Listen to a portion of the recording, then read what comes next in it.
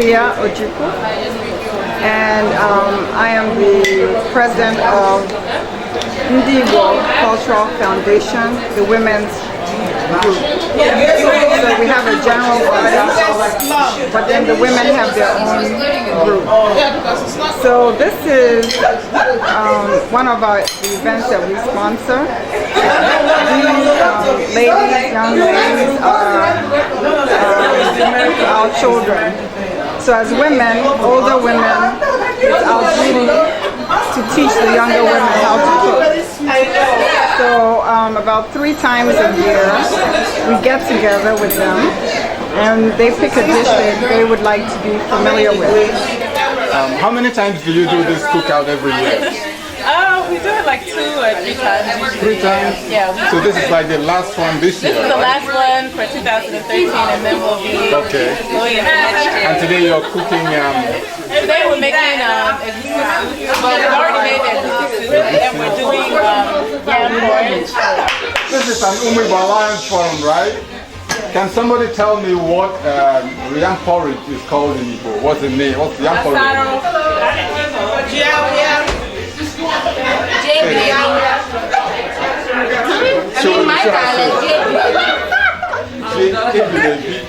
Jebilebi is, to me, is the yam with vegetable with vegetable. Yeah. Our people call it jebilebi or jagolago.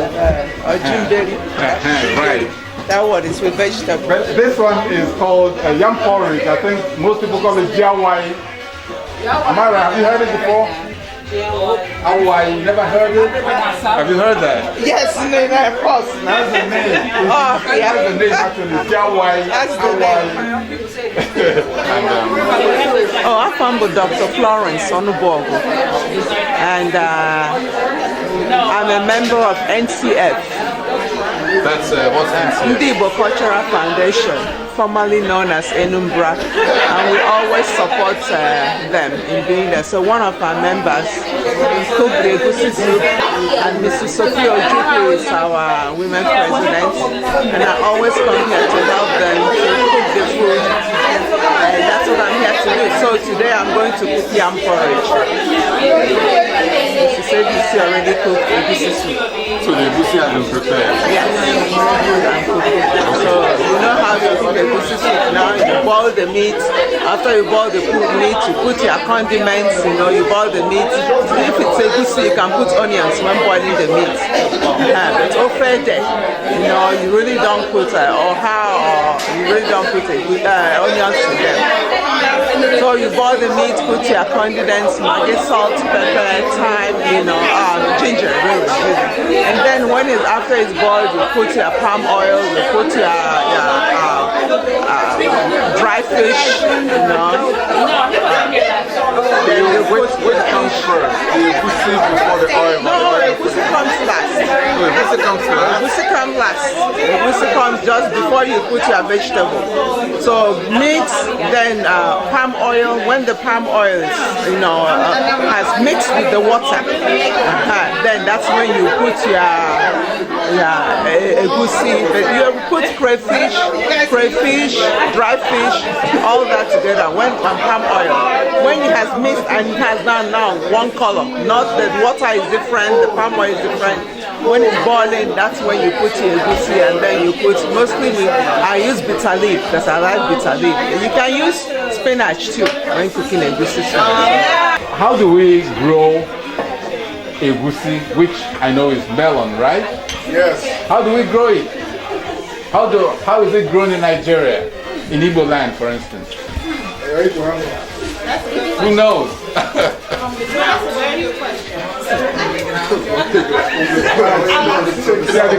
Think of pumpkin and pumpkin seed and all those things. Think of that.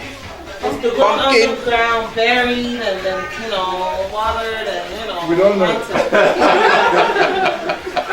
Okay, I'll tell you. It's in the pumpkin family, like you said. It's in the pumpkin family. It's melon. It's like a squash. Is that right? Yep. Yeah. So but it is not grown separately in a farm. Usually it is planted because it grows in sandy soil. Okay, that's what we have a lot. So yes, so and it's a creeping plant. It's a creeping plant, but it's not like a fluted pumpkin which has big leaves. The leaves are, just like the size of my palm, and it does not grow. It doesn't go that far, maybe 3 feet or so. And that's it. And it stays right there on the soil, on top of the soil, and then the pod starts coming out. Just on the tiny tendrils, the pods come out. They get yellowish and then they start fermenting. Then the farmer goes and picks them up, and then goes to the stream or takes it somewhere and then washes them, and then bring out the seeds, that look like sunflower seeds. And then the families now go into the business of preparing these things. And every child that grew up in Igbo land will know how to, how do they call it? Itubusi. Oh, itubusi. That's a big one, because your mom will leave, go to the market or something, and give you like a whole plate full of to peel. If you go to Nigeria, a lot of the women will say they want to buy the melon that was hand threshed. Because the one that they thresh with machine has a lot of the shell in it. So they want the hand-threshed one, and it's more expensive in the market. It's important to us that we pass on the tradition, the way we make our meals, to our children. So this is a great opportunity to do that, and also to network with them, answer their questions about different cultural subjects, not only cooking. Sometimes we talk about other things too. I think really for them it's because people come from different homes, and it sort of solidifies what they learned growing up. So you know how it is when it's your mom. Sometimes you might not listen very well. But when you come out into the community and you see that, oh, okay, what mom taught me is actually happening out here, I think it instills more of the culture into them. It solidifies what they've already learned.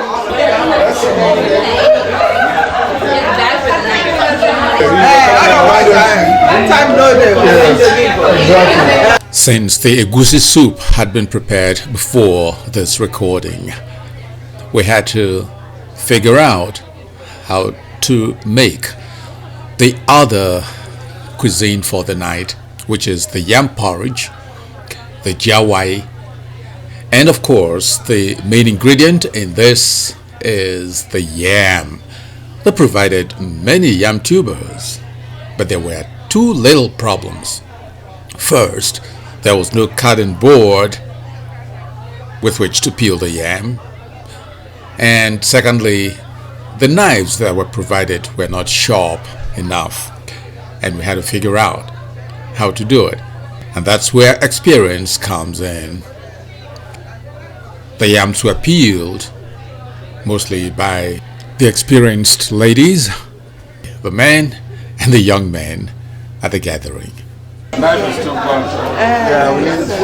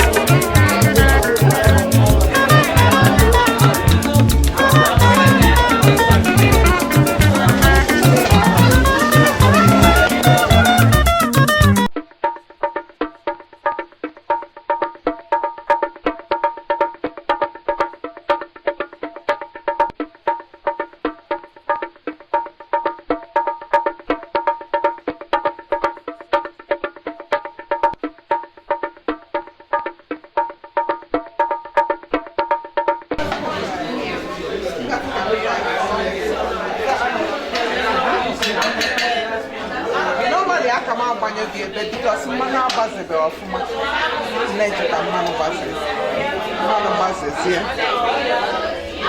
So you put 2 full bags of crayfish in there? Yes, because it's a lot of fun. No, that's gonna I take it and I make it. It's in a microwave. Doesn't work. In Nigeria, pretty much you better be in the kitchen and know what's going on. But even in Nigeria nowadays, some of the kids don't know how to cook.